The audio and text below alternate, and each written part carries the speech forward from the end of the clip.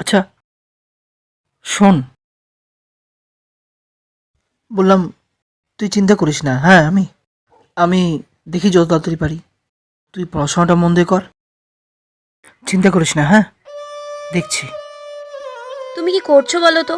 ঘরে বাচ্চা মেয়েটা পড়ে আছে, ওর স্কুলের অ্যাডমিশন আছে, ওর ভবিষ্যৎ নিয়ে ভাবছে না, আর ও ভাববে সবাইকে নিয়ে। তোমরা কাকে কি বলছো? ঘরে আইবুড়ো বোন পড়ে আছে, বিয়েটাও হচ্ছে না, ছোট বোনের অ্যাডমিশনটাও বাকি আছে। আহ, এসব থাক না বৌদি, আমার আর বিয়ে করার দরকার নেই। আমি না হয় এভাবেই থেকে যাব। আর বাবা, তোমার তো রিপোর্টগুলোই এখনো হচ্ছে না, আবার তোমার অপারেশন, এর কাছে কি এক্সপেকটেশন রাখবা তোমরা শুনি?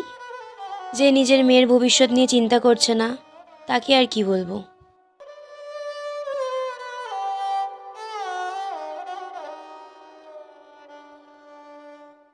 আমি অতিষ্ঠ হয়ে গেছি বাবা, আমার আর কিছু বলার নেই।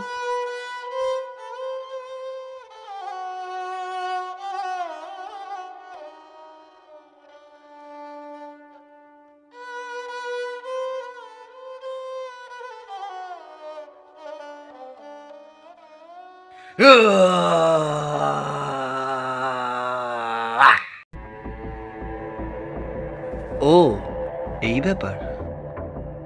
কি করলো তুমি? চিন্তা করতে হবে না, কিচ্ছু হবে না তোর। বাড়ি যা, আর আজকের রাতের লটারিটা কেটে নিবি। লটারি পেয়ে যাবো? একদম। সত্যি? মিথ্যে কথা বলা তোদের কাজ, মানুষের, আমাদের নয়। যা যা।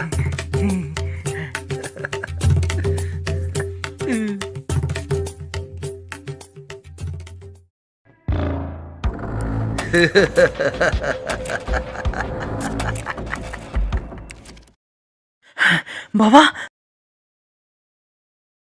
বাবা, একটা দারুণ খবর হয়েছে বাবা। আমাদের আমাদের আর কোনো চিন্তা নেই বাবা। তোমার অপারেশন তো, তোমার অপারেশন আমি সাউথ থেকে করাবো। তুমি একদম নিশ্চিন্ত হয়ে যাও। হ্যাঁ, একদম নিশ্চিন্ত হয়ে যাও। হ্যাঁ, সুবর্ষা, সুবর্ষা, হ্যাঁ দাদা। শোন, একটা বিশাল বড় খবর আছে, এদিকে আয়।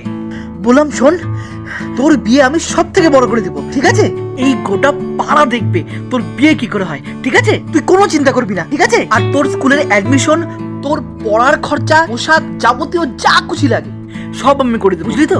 আমার কাছে 2 দিন সময় দে, ঠিক আছে?